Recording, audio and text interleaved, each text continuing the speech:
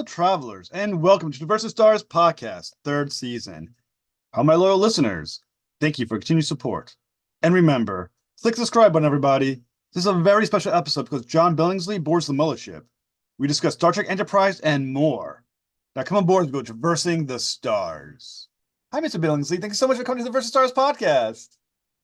Thank you for having me. Delighted to be here. I was thinking about another movie that I just saw that you're in called The Shift, where you play a character called Russo. Yes. Does he count as being one of the crazy people that you have played? Probably not a crazy person. No, I would say he is a down and outer. Yeah. And I certainly play some down and outers. This movie, for those who haven't seen it, it's a very interesting movie. I'm not a religious person at all. I'm an atheist, in fact. This is made by a group of people who are extremely religious. It's a retelling of the Job story. I think it's a very interesting retelling of the Job story. I'm interested in the Bible to the extent that I think all parable and myth has things to tell us about how to live. The Job story has something interesting to tell us about how to live. Without going into great detail, I'm one of the characters in this world that has had Job-like experiences and is barely hanging on to his humanity. And in a way, he's doing it by remembering what it was like to love. Remembering what it was like to love keeps love alive. That appealed to me.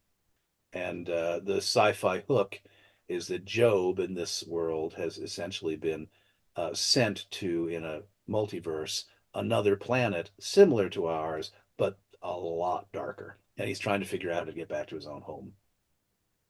I don't know what to call it. Home universe. Yeah. Like all sci-fi movies, good things and bad things. The good stuff is good. The bad stuff is more a point of like, wait, I don't understand that. Huh? What? Right. Which is always a tricky thing, I think, if you're making a sci-fi movie, because half the audience, when you do focus groups, is saying, I want it to be clearer, and the other half is saying, I want it to be faster. Be clearer if it's longer. If you want it faster, then some stuff that might have made it clearer gets cut. Right. Which is what I thought kind of happened.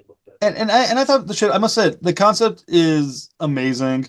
I like the idea of having this world where the characters actually know they're being shifted around, which I thought was kind of interesting. And once again, the idea that's where the name comes for those who don't know. Obviously, you do, but for the listeners, the idea is that the main character, the protagonist, gets shifted from timeline to timeline, with each one having some sort of something change. Except for this one timeline where everyone does seem to know shifting goes on, and it exists. Yes, and you weren't sure, is that unique to this world? Is that true for other worlds? And Hmm. that was one of the things that to me was sort of confusing about it. It's like it's the character who is the shifter in this world is essentially a form of a dark savior, Yeah. and shifting is baked into the understanding of everybody on this world in ways that kind of left me unclear Hmm. as whether that is a universal truth or just true to this particular aspect of the universe. In your opinion, the idea of, because once again, he's basically, when you think about the Angel Studios, who definitely has the biblical background, he's definitely the devil. Yeah, no doubt. They're pretty clear about it. If you want to look at it from a sci-fi standpoint, he's any number of trickster type entities that you can play with. Yeah, and my if I had no, it's not even a critique. I mean, because it's there was no doubt about that he was a devil, Yeah. and he is Satan, and I don't object to that. I think that's interesting. As a secularist, there's a part of me that kind of feels like what interests me is less the the absolute parallel to the Book of Job, and more the question of what is it like to go through Job-like shit and keep love Hmm. alive. I don't consider that necessarily is something that is uh, which is why I'm not religious.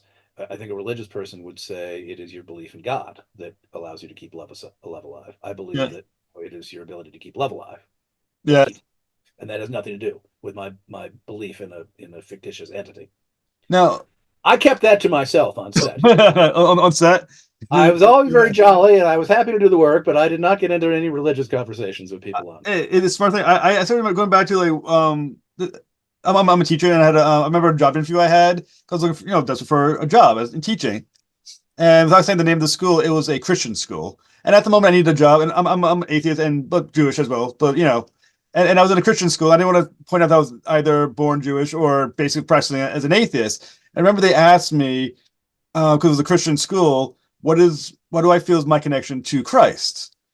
And I thought I had a clever answer. Apparently, they didn't think it was so clever. I said, Jesus was a teacher, and I'm an intellectual descendant of Jesus as being a teacher myself. Yeah, that's a good answer. And I thought it was, but apparently they didn't think that was amusing. Well, But, yeah, I mean, because that's the thing. I mean, on one level, and anytime you're having a conversation with somebody who's a Christian, the fundamental divergence of opinion is they believe him to be supernatural, and right. I don't believe in the supernatural.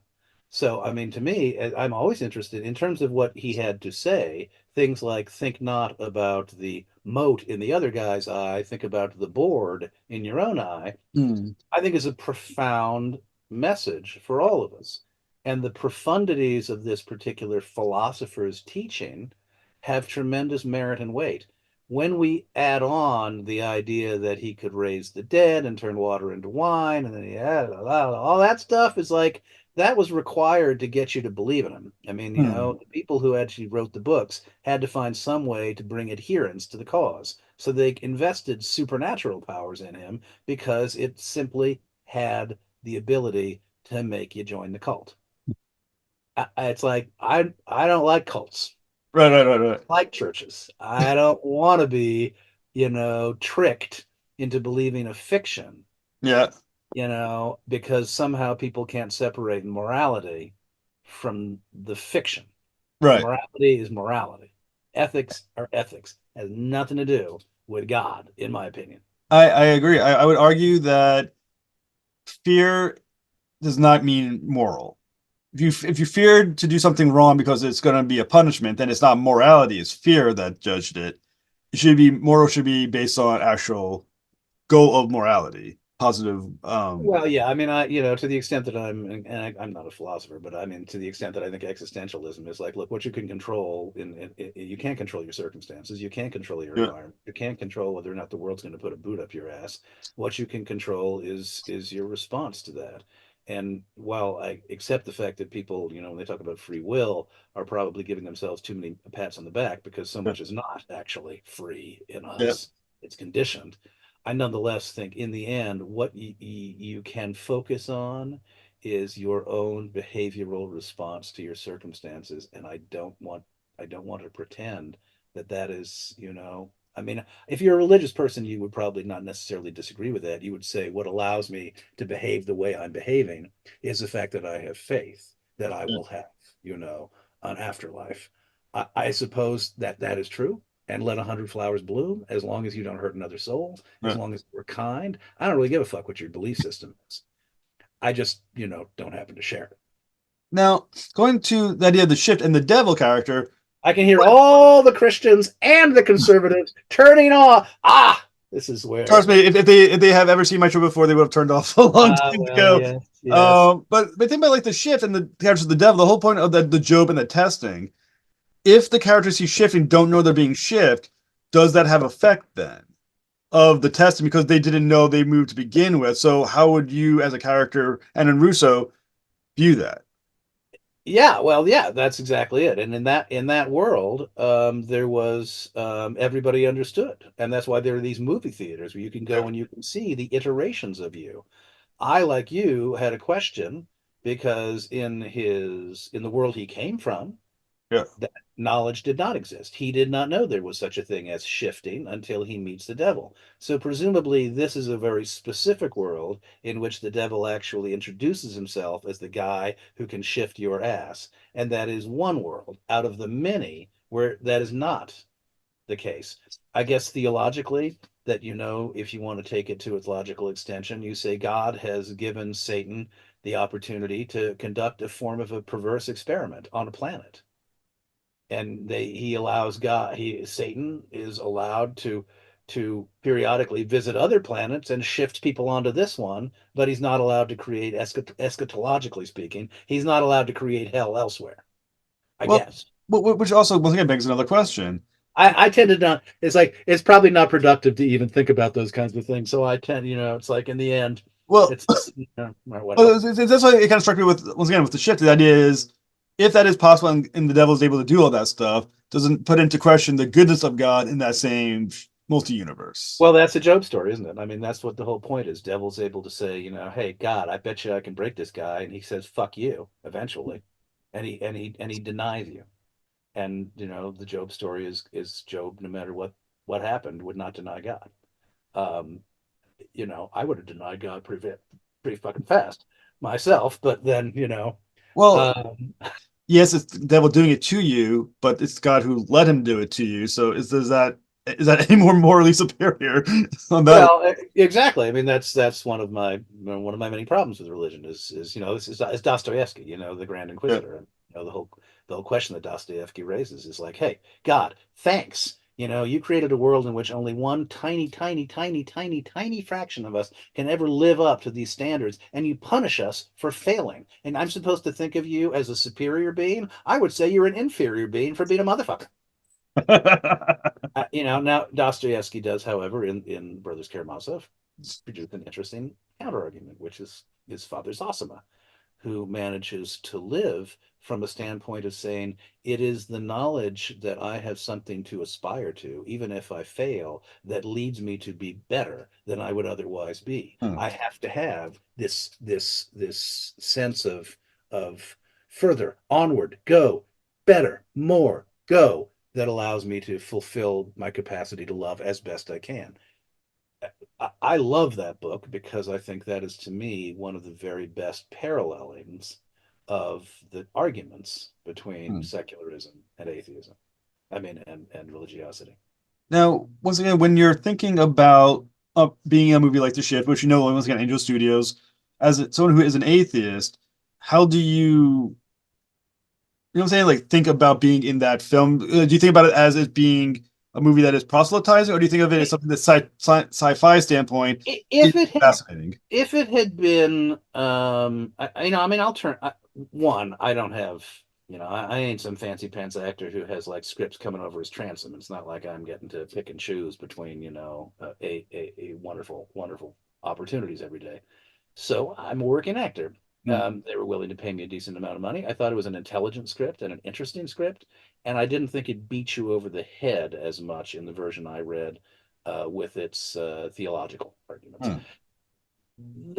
What I saw moved the needle a little bit further along the lines. For instance, the scripture on screen, that was not in the version I saw. I would have preferred that not exist. But I'm not making the movie, and I'm not an investor in the studio, and I have no, eh, there are iterations of religious films I have and will turn down because I do think they are either treacly or excessively smug, I suppose. I didn't think this movie did that. I thought it did a pretty nice job at not being smug. I would say when I watched it, like I said, and I enjoyed it, is that I kind of felt like you could have removed the religious element from it and still have had pretty much a really good movie, almost the same. At Yeah, the, yeah, yeah, yeah. That's more or less what I thought too. Is I thought, to my taste, I would probably not have underscored the overt religiosity, the overt Hmm. parallel. But that's my taste, and that's certainly, it's obviously not the audience that they're primarily trying to reach. And again, when push comes to shove, I mean, I'm just a candid person. Nobody talked to me about it. I Right, was neither, if I was asked, prepared to pretend to be a believer. I'm not. I didn't think the movie was offensive to me as a non-believer. right. It didn't suggest that I was a lesser person for being a non-believer. It didn't suggest that I somehow was flawed. There was a little bit of that. There was a little bit of that, but it didn't quite reach the threshold for me where I had to say, no, I'm sorry, I can't do it. And I think where I kind of found that as well is that, for instance, from my memory, a character like Russo wasn't overtly religious, thus still being a good person. And Yeah, it didn't make yeah, it that you had to be religious to be a good person. It was that this is a good person, this is another good person who happens to be religious in this case. Yeah, I mean, it hinges on this question, and it is, it, again, if it had been like, here I am, I've got 10 scripts to choose from. I don't know. I liked that script. Would I've chosen it? Maybe not, because I'm not a particularly religious person. This question of faith and what it is that because we all have gone through, and many people go through some really awful things in their lives. If you're not going to kill yourself, it's because on some level you are finding something to keep you going. Hmm. What is that? I don't view it from a supernatural perspective. I do, from a humanistic perspective, think that a lot of what keeps you going is this ever replenishing capacity to engage in the world and to love, even with loss. And I think that is an interesting question. Rousseau keeps alive a hope or a faith that, without wanting to give too many spoilers, a pet might still be alive. Hmm. Uh, and I find that very touching as somebody who loves animals and loves cats. So for me, that foundational element was rooted in the human capacity to love, and I love that about the story. The Chris, who did a marvelous job, the lead actor, and the woman who played his wife, also I thought did a marvelous job. Really made you believe that the love they had. I would have gone a little farther with it at the beginning to give them a little bit more of a sense of their relationship in their married years. I Hmm. think that to me would be a sense of what I missed in the story. But for the time they had together, I thought you really believed that this was somebody, a couple, that when Chris was separated from her, would not let go of the love he had for her. Hmm. And that's as much as anything what I liked about the movie. And I Now, think that's human. now the one thing with Russo I don't remember being covered is that he is kind of in charge of a theater. They call it it's not a vid store. I can't remember the word the name of the theater they gave it. The type of theater it was. It's kind of the V. I can't recall exactly what it was. Well, the conceit is, I mean, in my opinion, is that back before this world, various nuclear holocausts and yada yada yada, and the world goes to shit. He had a revival house. He loved movies, and after the world changed, he was forced to turn his business into there's no obvious parallel or analogy, but for lack of anything better, it's as if somebody said, "Okay, now you're going to run a porn house." Hmm. He was co-opted by the society in which he lives to run a particular kind of quote movie house. Now what he does is he opens his doors, people come in, and he will show them iterations of themselves as those people are living out on other planets. He realizes at a certain point, and this got cut from the movie, and I think it's something I miss, that this is part of the project of the Satan character to give people this view into other lives that is intentionally designed to beat them down and make them Hmm. spiritless. So, in that sense, he has been co opted to be a villain in a Hmm. villainous world. And I don't think that was one of my objections ultimately to the movie is that got cut. Hmm. I don't know if it still would have traveled, but there was a little bit where he says, "I'm really coming to believe that this is all a project, and that when we people who come here, it is designed to break them." Hmm. And he's part of it because that got cut. That color in the character got cut too, and Hmm. that was my biggest disappointment. Now, also when you think about this alternate world of Russo, um, they have an interesting situation from all of us. All of us have in our world have to try to determine if they have faith or not. Is there a god or a devil or not? And it's up to us to make that decision. Russo's universe knows already. Does that impact the character when they already know this thing kind of is? Well, they know that there is a supernatural entity, but they don't have the eschatology of heaven and hell. They don't know there's a God. I mean, Okay. in that sense, what's perverse about this world is that they only know there's a devil, or a devil figure, I suppose, to a certain extent, that is trying Hmm. to pass him off as a beneficent God. Um, and that was another issue where I was sort of like scratching my head a little bit about, what the it sometimes it's what's interesting about science fiction movies and what's interesting about speculative fiction sometimes is that it raises a lot of interesting questions. Some of which, as much as you may want to ask them of the text or of the movie didn't is not going to answer it for you. It just it that was not it was not fruitful to ask those questions because that in that sense the creator of the film uh, couldn't give you those answers. Hmm. I Well, mean, not necessarily should they. I mean, that's part of the fun of a film like this is that it does leave you going, yeah, a little bit of, well, what if then? If this is the case, how would yeah, this have yeah, should it be? and it's always one of the challenges of watching a sci-fi movie or a high fantastical movie is if you're of a bent to start picking holes in it, it's really easy to say, well, this doesn't and that does. Well, how could that? But then they wouldn't, and the whole thing can unwind. Right. You sort of have to go in with enough suspension of disbelief that even if you feel like I'm not sure I understand the rules here, you just go for the ride.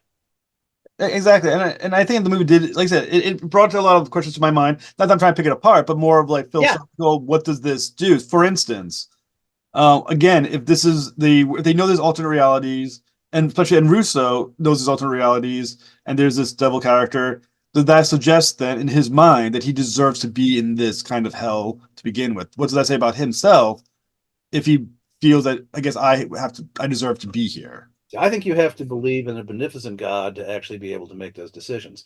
If Okay. you don't have a world in which you consider that there is such a thing as an angelic supernatural being, if you all you know is that there is a supernaturally gifted creature who does evil to you, then all you can imagine is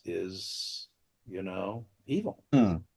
Um, and this world, because one of the things that is made great hay over is the protagonist introduces the concept of scripture, Yeah. God. So he's introducing it could be the opposite of what it is, and it could be that the person who's putting us through this is actually only half of an equation. Hmm. Um, to me, that doesn't quite function in the movie because it brings up these questions that you're raising, which is if that's true, then where is God? I mean, I can't understand scripture in this universe. It seemed to suggest that the introduction of the text itself is capable of introducing the concept of goodness in the world. Yeah. But that part of me that was like, I'm sorry, words on a page are not going to convince me when I have seen no evidence that it is anything other than a fucking devil's world. Yeah. You know, show me the beneficent God. Hmm. Um, but that's where for me the need for the movie to make more overt an overt argument that God and what God stands for is an oppositional force began to actually kind of not make sense in the worldview of the movie. Hmm. And But I'm sure that if the writer was here and the director was here, writer and the director, the same guy, he would probably have very intelligent and convincing arguments. It is the nature of movie making that you can't solve every problem, and some of it I think might have been stuff that kind of got left on the cutting room floor, well, or left on the edit on the on the writer's floor even maybe. Well, that's why I think, regardless of being on faith or an atheist or whatever, a film like this can't be completely disregarded because it does open questions that are fascinating. Whether or not you believe or not, they're fascinating human questions that are fun to explore. Yeah, and the human behavior which is on display in the movie, the kindness and the love that exists in families and people caring about each other. I mean, that existed. It might have been squelched by a demonic figure, but Hmm. it existed apparently in the absence of a god, Hmm. right? Because they're introducing scripture. They're introducing theoretically or reintroducing, presumably, I guess, if it's been eradicated. I was a little unclear about that in the movie. It's introducing this concept, and yet the people are living or trying to within hell moral lives. So it's not as if God is a requirement. As I was going to say, as you were talking, I was thinking to myself, that kind of this proves the necessity for God in their own argument because these people are being moral for the sake of morality, for the sake of each other, and For they do love. not need. Yeah, love is its own, love is its own justification. I Yeah, mean, that's the thing to me, like virtue is its own reward. You're a Jew. I mean, the yeah, nature of the Hebraic expression. I mean, I think there's a lot of deep truth to that. That the nature of what it is that rewards us as human beings has nothing to do with my belief in an afterlife and that I will get, I'll get to live with my furniture and my pets up in heaven somewhere. right. Or even worse, I'll go to fucking hell. So I better behave. That's all, carrot and stick. I, Kindness is not a carrot and a stick enterprise, in my opinion. Hmm. It is what fulfills me now, in this moment, on this planet, right now. It makes me happy to be kind. It makes me feel good to love. That's where it lives in me. I don't feel I need recourse to, you know, the rest of it. Yeah, I mean, like I said, to kind of segue as well. Once again, we're going to talk about a little bit of you. You're on the board of the Hollywood Food Coalition. Once again, something that you do because it's inherently the right thing to do, not because of the text trying to convince you to do the right thing. So this is something you have decided on your own because it is right to do for other people, and you do this good thing. And I think it's really And let me also posit that there we do a lot of work with church groups. And again, it is 100 flowers bloom in the end. And this is something else that I think something that is in the Bible, which I love. I've read the Bible, which is its deeds, not words. mm, And I don't really care what gets you to the deed. If you're doing the good deed, that's what matters. yeah, You know, the deed matters. There are people for whom, the religious word, and I particularly look at the far right, it's like, wow, your deeds suck, man. I mean, your deeds, like you put a bunch of immigrants in a bus, you don't shelter them, you don't feed them, you don't care for them, you don't clothe them, you treat them as if they're savages, and you bust them out of your state. And you claim to be religious? mm, You know, the deed is at odds with the word. There's no way that Donald Trump, who is a rapist and a criminal and a thief, can be your candidate without making me say your religion is not lined up with your deeds. mm, You know, Jean Carroll was raped. She's one of many who were sexually assaulted by this man who boasted about grabbing people by the pussy. If you're prepared to support that man for any reason, because of your 401ks, because of your concern about the economy, you are making a deal with the devil and you are at odds with your own religiosity. That's the part of me that feels pissed off about religion. right. The hypocrisy of a lot of people who profess to be religious. That has nothing to do with the folks that made that movie or the people at Angel Films who seemed lovely. I don't know their politics, but on our national level right now, the hypocrisy of religious fundamentalism as it is practiced through Republican politics stinks to the high heavens, in my opinion. Is it like it's weird comfortable how comfort people are with the buffet style religion where they can pick out the parts they like and it's like I like you can argue it that it's the word Yeah. but yet you can Well, pick out the parts that you like. Francis Fitzgerald. I mean, it does sadly go back to Roe v. Wade. I mean, Francis Fitzgerald wrote a wonderful book about the nature of the way that the religious conservative movement was galvanized by abortion rights. And the Republican Party was savvy enough to recognize, and in addition to being able to co-opt Southern racists after the passage of the Civil Rights Act and turn the South, a Democratic stronghold, into a Republican stronghold, they then had the ability to tack on a religious movement that had been deeply apolitical, that vowed not to get involved in politics, and to turn them into deeply political actors and wed them to a resurgent conservative movement. And it was unfortunately, and many people said this at the time, the passage of Roe v. Wade was deeply ironic because it was one of the progressive movement's great victories and one of their biggest defeats. Hmm. Similarly, is what Johnson said about the passage of the Civil Rights Act. He said in 1964, he said, this is going to give power to the Republican right wing for generations to come because we just broke the Democratic Party in two. And he was absolutely right. It still had to happen. It was moral, Hmm. but politically, it was why we're in the fix we're in.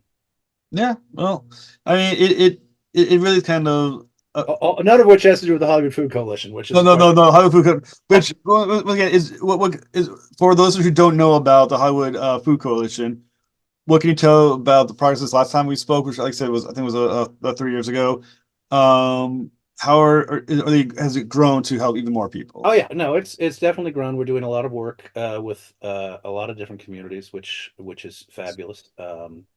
We are 38 years old. We started providing street services to people in need, primarily a hot, multi-course, nutritious meal every night of the week. Additionally, though, we try to hook people up with other social service providers, which we still do. We try and help people with access to medical care, mental health care, et cetera, et cetera, et cetera, et cetera. What my wife and I wanted to add to the mix and fought hard to add to the mix was an expanded vision for rescuing and sharing food Hmm. with other community groups. And it was rooted in the idea that as coalition builders, we should seek to be as expansive as we possibly could using the medium of food to connect people helping people in Um, this. I'm gonna interrupt for 1 second because you used the word. I want some clarification. You say rescuing food. What do you mean? Imagine a grocery store which is going to take a lot of food that has reached its expiration date and throw it out. Hmm. We want to come in and say, "Oh, give it to us," which is what Feeding America does. It's what a lot of organizations do. They're basically saying food that would otherwise go to landfills doesn't have to go to landfills. It is, however, on its close to last legs. I'm just talking about perishable food for now. There's Yeah. also obviously prepackaged and et cetera, et cetera. But really, what people need is they need more fruits and vegetables and proteins and et cetera. So, trying to rescue food from grocery stores or from restaurants or from farms that might otherwise go to landfills is a lot of what we're trying to do. And a lot of what a lot of food rescue organizations are trying to do. It's tricky because to rescue food, food that is almost ready to be thrown out, but not yet, you Yeah. have to get it fast and you get it to the end user fast. Hmm. So you need refrigerated vans, you need refrigeration capacity, you need storage capacity, you need volunteers, you need drivers, and you need the ability to find out where it's going to go right away, like a dispatch system. We've got food. Okay, hold on a second. Let me see if I can find a place for it. Joe, can you take food? Sam, can you take food? Sally, you can take food? I'll get it to you in an hour and a half. That's what you need. Hmm. Shitload of people involved, shitload of money involved, shitload of structure involved.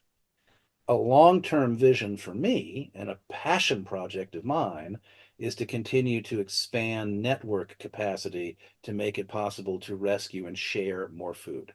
It also has an ecological effect because that much more food doesn't go into the landfills, which Hmm. creates methane gas, which is one of the big drivers of our climate change issue. I mean that's such an amazing thing to do. And like I said, I can only imagine the complexity of trying to pull something like that off.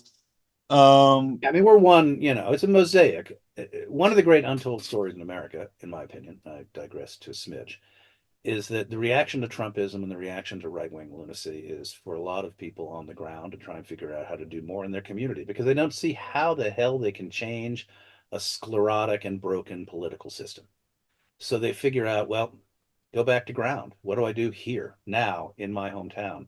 There's been a tremendous, I think, resurgence of people reaching out to try and make a difference in their immediate environments. And it is to me the untold story. hmm. Um, I think a lot of people were galvanized by Trump's election. Some of them went into politics, some of them did other things. And I'm one of those people. I don't have a home in the political arena. It is by I'm very political. It is by definition sharp elbowed. You have to beat the next guy. You have to win that campaign. You have to raise the money to beat the next guy and win that campaign. And you're constantly having to, it denies compromise. It denies reasonableness. It denies coming together in a lot of its structural implicit demands. Hmm. Not for profit is the opposite. Not for profit should be about collaboration. Not for profit is about helping people and volunteering to do something for the good of others. You're not trying to win. You're not trying to make a profit. You're not trying to feather your own nest. You don't consequently, and you shouldn't engage in, that guy isn't as good at collecting food as we are. Give it to Hmm. us. It should be collaboration. So my drive intellectually is to find ways to bring people together, to problem solve together on the basis of we can do it better together than we can do it separately. Hmm. That is a long, hard, slow, arduous motherfucking cook. But if you look at history, when you look at like FDR and the New Deal, the person that he leaned on was Frances Perkins, who did this in New York in the years leading up to the New Deal during the Great Depression. She was one of the innovators who in New York came up with the basic templates that Roosevelt said, that's the New Deal. I Hmm. get it. Frances, come and work for me. Became his labor secretary, and really to me, along with Harry Hopkins, was the intellectual father of the New Deal, which revolutionized the world. Now, how complicated is it to fundraise for something like this? Because once again, not only does fundraising have a cost of its own, but you need there has to be a certain percentage of success to make up for the cost of the fundraiser. So how difficult is it to balance that? Fundraising is always hard. I mean, it's always hard to ask somebody to dig in their pocket and give you dough. I mean, it just is. I mean, one of the reasons we're in the pickle we're in is because there is again, I'm very political. If you go back historically and you look at when we were at our richest, we had 9 levels of tax. Yeah. People who made over a certain amount, the amount over that threshold was taxed at a 90% rate. Many people considered that confiscatory. That was from a time, though, when the boss didn't make that much more than the worker, and there was a general understanding that we were kind of all in this together and that everybody should pay his fair share. Now we accept the fact that somebody can make $1 trillion. Yeah. Somebody else is, in the gutter, and so goes. That's his fault. And it is harder for us to agree consensually that taxing people is a good and healthy thing. That way of thinking, unfortunately, begins to permeate our society. So the idea of giving financially to help, it's harder and harder and harder to pull the dollars. As I said before, I think one of the concomitant adjustments we've made societally to Trumpism is that more people are figuring the dollars should go to their communities. Hmm. I have to take those dollars, even though intellectually there's a part of me that says, I wish you would pay higher taxes Yeah. because it would be more efficient for the federal government to have a lot more money coming in to fund programs writ large. But that ain't the world I live in. Yeah. I live in a world where I have to stick my hand out and say, okay, would you give some money to me then? And I will do this here. And if you don't like what I do, how about this cause over here, or prison reform, or school reform, or etc. We have, as a society, unfortunately, on a certain level, decided to empower me and people like me to Yeah. go out and try and raise money to do shit that I sure the fuck wish our government would do. Now, I think one misnomer that I think people have in their minds is that inherent aspect of capitalism is the idea what you just said, which is the very rich, the very poor, as being a natural consequence of capitalism. Yes, But it's, is which is it? ridiculous. It's a we threw out the baby with the bathwater, and that is unfortunately I think one of the things that some of the famous maxim when the Berlin Wall fell, that it's the end of history, was essentially an attempt to suggest that somehow capitalism won. And of course, the reality is that there's never an end to these conversations about societal structures and political structures. But there was a sense of triumphalism during the Reagan years, and a sense that we got to strut our stuff. We beat the bastard commies. We beat the bastard commies. Capitalism is clearly the best system in the world. So let's really explode the motherfucker. Let's reduce the number of tax levels to 3. We're not going to tax the very rich. This is how we won the big war. And I think we threw the baby out with the bathwater. The reality of to me, what was most constructive about the post-war era, this short, brief era, when, in part because of American hegemony after the Second World War, all the other countries in the world were in ashes. We had the power to rebuild the world by our standards to our templates. But the people after the Second World War they realized that you had to have international structures. You Mm, had to have things like the World Bank, the Marshall Plan. You had to be generous. You had to bake into the pie the idea that we were all in this together so we wouldn't have another motherfucking World War. mm, These people were products of the First World War and the Second World War. And so they created an extremely generous mm, construct that was rooted in don't try and steal it all, share it. That gave way. And mm. I think in part it gave way at the end of the Cold War. And it's ironic. Well, I kind of feel like to go back to use some of the phrasing from the movie like The Shift a little bit, is that the greatest trick the devil played is convincing people that poor meant lazy instead of poor meant difficult. Yeah. Well, and the greatest trick of all to me, which is, where I think, Reagan is feted as a hero, and in my personal opinion, for all of his affability, he was one of the great villains of the 21st century, 20th century, because what his fundamental joke was, he told this story all the time. Ha ha, here's the great joke. The government guy comes to your door and he says, "Hi, I'm from the government, I'm here to help." Ha ha, demonizing governance as if governance is bad. And Hmm. if governance is bad, what is your alternative? Hmm. What is your alternative? And that's the project of the right wing, to make it so that everybody says if governance is bad, citizenship is bad. Hmm. If citizenship is bad, civilization is bad.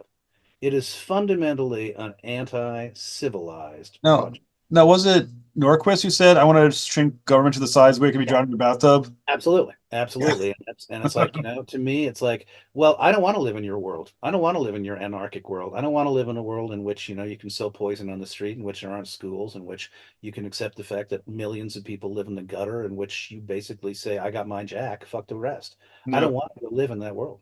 And the world they want to live in, they want to live in that world because they're rich and because they know that they don't have to suffer.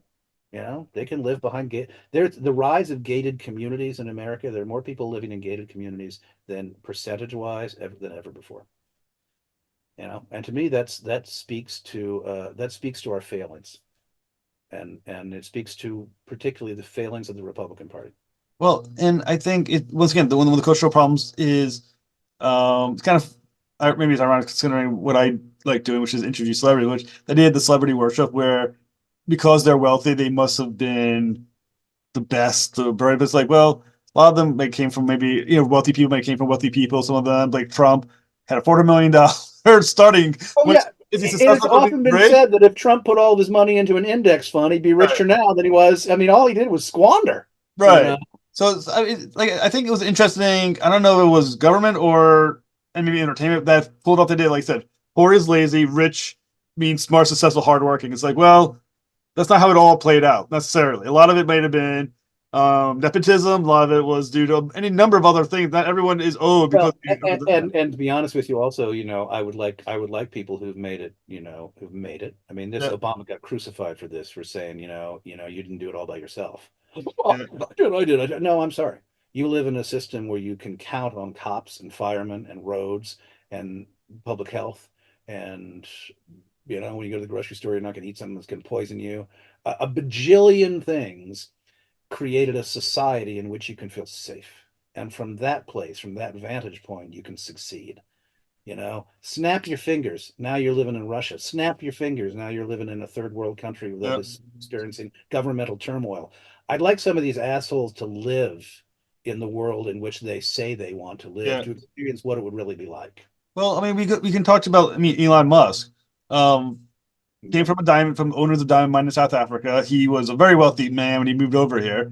He actually didn't invent any of the stuff he now owns. He bought. I mean, you can argue that he was smart in what he purchased, but he wasn't the guy who did it. Well, yeah, what that old Ann The Richards Edisons line did. about, George Bush, he was born on third base and he thinks he hit a triple. Right, right. Like, yeah. Now, I mean, getting back to the Food Coalition, the reason that work matters to me is because I was a poor theater guy. I didn't have a pot to piss in. I did have a pot, but I had to also make my macaroni and cheese in the same pot until I was 40. I mean, I I I, I got lucky. I mean, some of it luck, some of it design, some of it ambition, some of it talent, an odd admixture, but it could just as easily have worked out differently. And I could be one of a gajillion people who had aspirations to be an actor, failed, and is now scraping by, if that. Um, there but for the grace of God, I don't believe in God. There but for something, go I. I do believe in. And so I do feel like there's a certain, I don't know if obligation is the right word. I don't think it is because it gives me great joy to do this work. But I do think there is a certain, it's part of being in a civilized society. Yep. You have to play a role to help. You shan't live as a leech or a mooch on the society. You have to help build it. Otherwise, what the fuck are you here for? Yeah. You know? Well, like I said, I've always thought to myself, once again, in a country that's the number one in the world, there shouldn't be homeless. There should be a way to protect all people. Yeah. And there's nothing, I don't, the idea that, and I always thought to myself, I thought the argument, I think the right, Fox News to make all the time, Fox News would be, well, someone will take abuse it. Maybe someone will.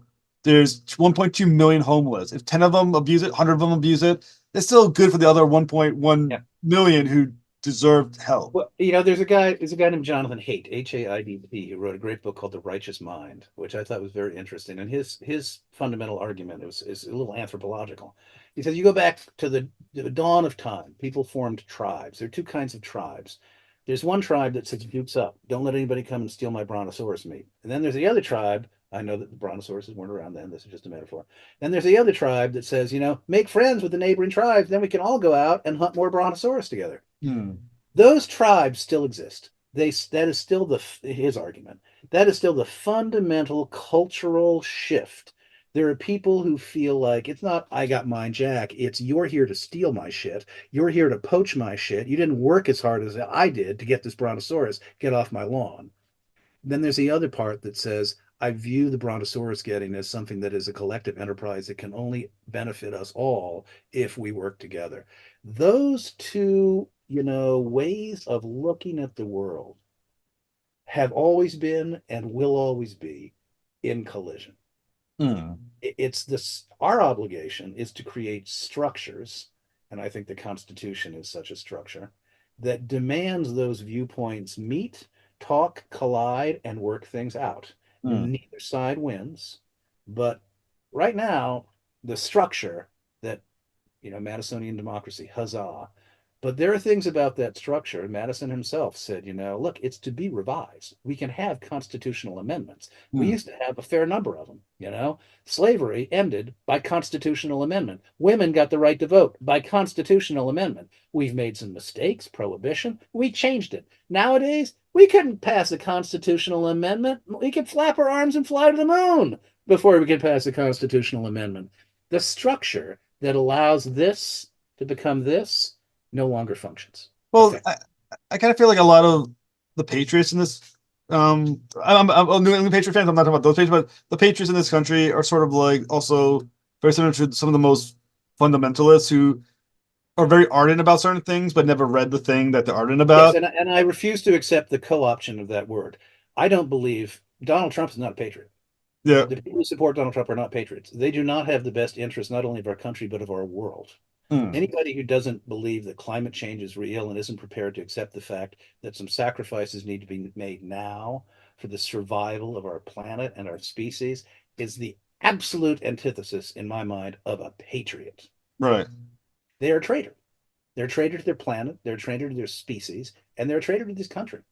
Donald Trump is a traitor to this country. He would willingly, for instance, he would willingly let Ukraine be swallowed up by Putin. Happy to do it if it feathered his own nest. Yeah. He only cares about himself.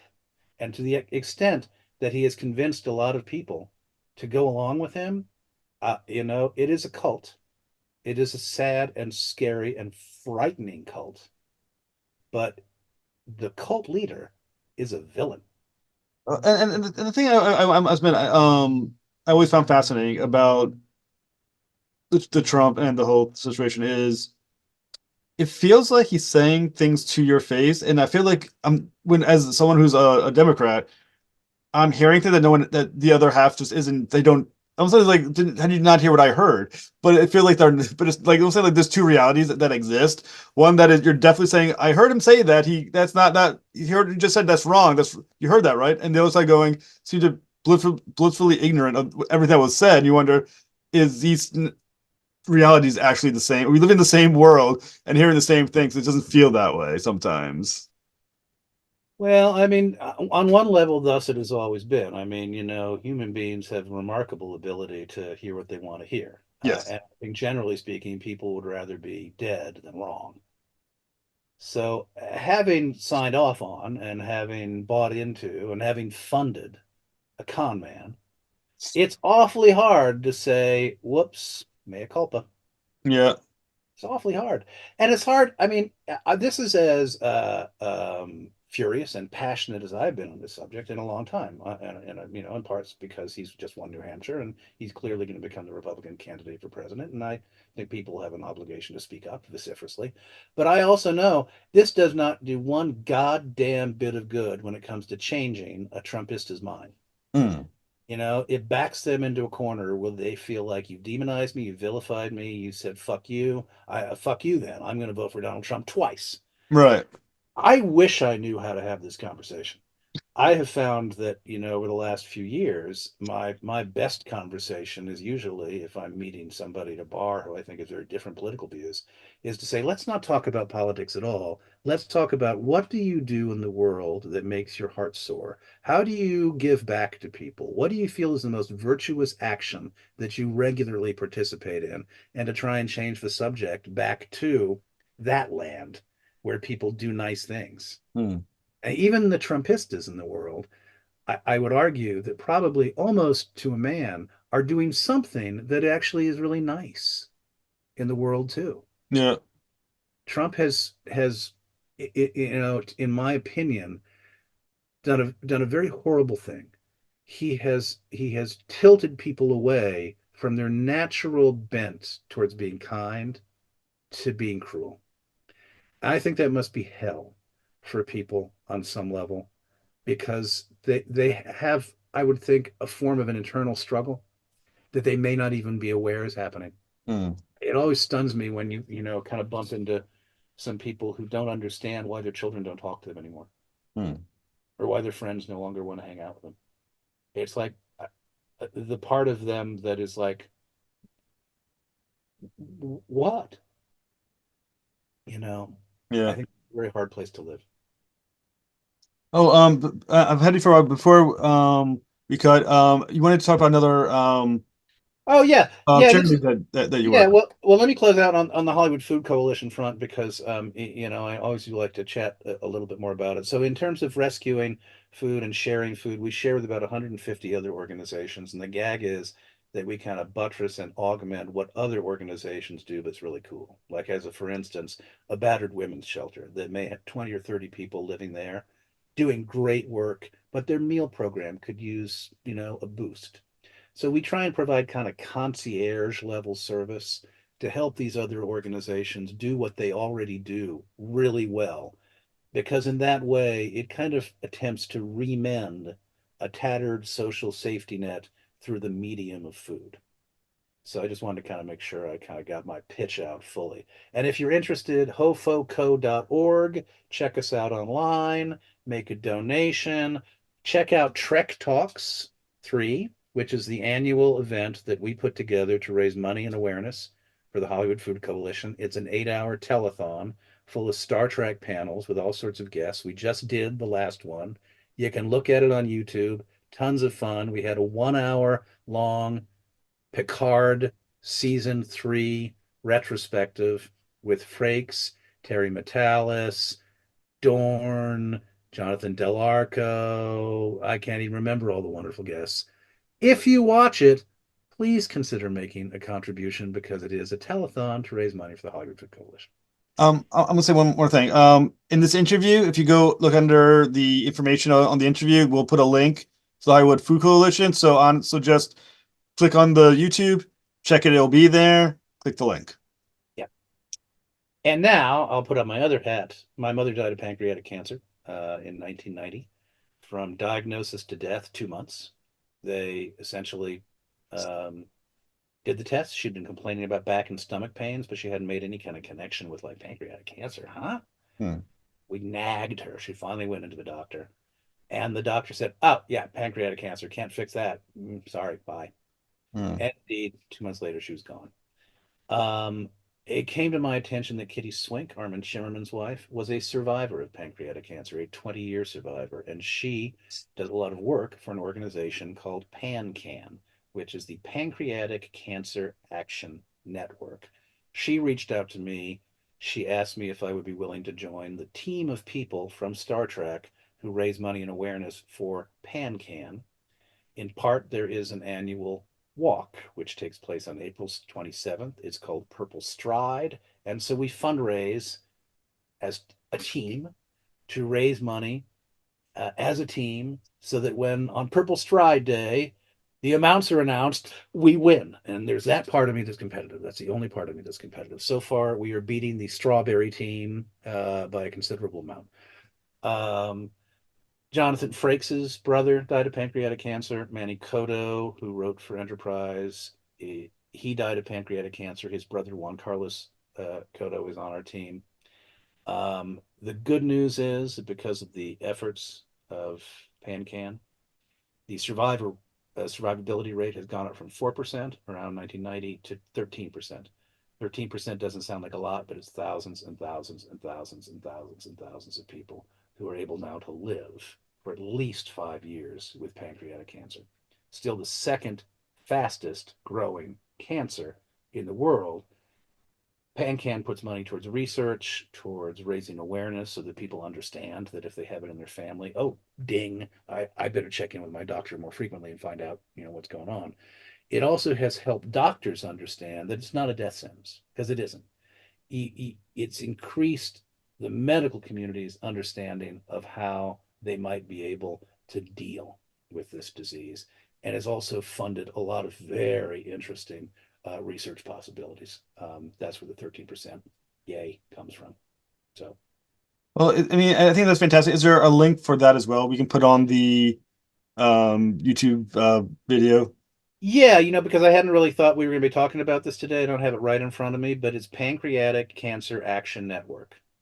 And I think if you just, Google Pancreatic Cancer Action Network, PanCan, you will be taken to their site. And from their site, you will be taken to, if you're poking around, you will find the Purple Stride event, and you'll find our team because we're number one right now in terms of fundraising. It's called Track Against Pancreatic Cancer. It's Frakes, it's me, and Kitty, and Armin, and Juan Carlos, and I think a couple other people. We are encouraging people, if they're interested, to consider joining our team as fundraisers in their own right.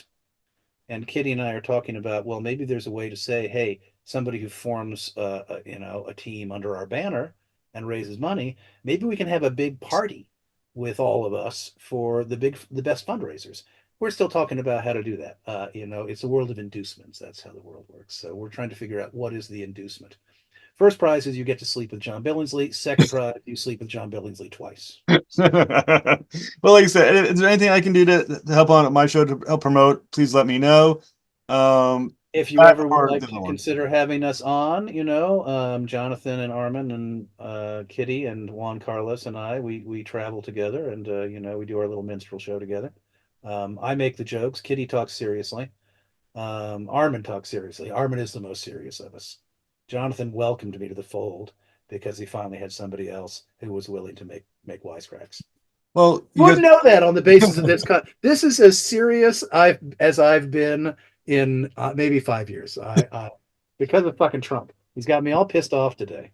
Well, They could read in the newspaper. like I said, you guys are welcome on anytime you want. Armin's actually been on the show twice already. Oh, great! There you go. So Armin knows me. That's when he was promoting the the 3 books that he wrote. Oh, okay. And he was on the show, and they were great books. But yeah, honest to God, anytime you guys want to come on, I would love to have a panel with you guys on the show. That would be a highlight on my show. Fabulous. Excellent. I will talk to them about that. We'd be looking because Frakes is off shooting Strange New Worlds, so we got to get him back, and I think that's March 1. So the window would be somewhere between March 1 and April 27. Well, whenever you want, say the day and the time, the show will be here, and I will be glad to promote these things. And you guys, and you've been absolutely awesome, and I appreciate you spending this much time with me. Oh, my pleasure, my pleasure. And I apologize to your listeners. What a gas bag! I can hear them all saying, "Yeah, well, what can I tell you?" Oh, I've got a few messages be like, my God, Star Trek, you're not supposed to talk politics. It's like Star Trek has been political for 50 years. Get over it. I hear that every now and again too. It's like, well, yeah, yeah. What can I didn't sign a contract. I didn't sign a contract that I'd never talk about things I want to talk about just because I was on Star Trek. Well, thank you so much, sir. My pleasure. Have a good night. Thank you for listening to another episode of the Traverse the Stars podcast. Please help me battle the algorithms by liking and subscribing. Be sure to return for the next episode when Jack Seaver McDonald from the series Ted boards the mothership. Until next voyage, travel on.